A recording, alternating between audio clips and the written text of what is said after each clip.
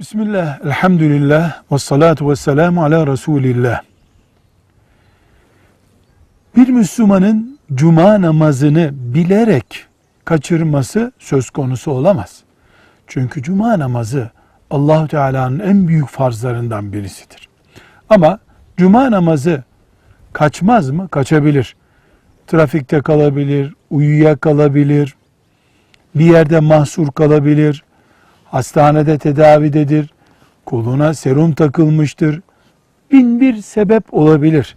Cuma namazını kaçıran bir Müslüman o gün öğle namazını kılar. Çünkü cuma günü erkek Müslümanlar cuma namazı kıldıkları için öğlen namazı kılmıyorlardı. Kadınlar da evlerinde cuma namazı kılıyorlardı. Cumayı kaçırınca öğlen namazı görevi anında devreye girer. Cuma namazını kaçıran, öğle namazını kıldıysa o gün Allah'ın izniyle o günkü farz namaz görevini yerine getirmiştir.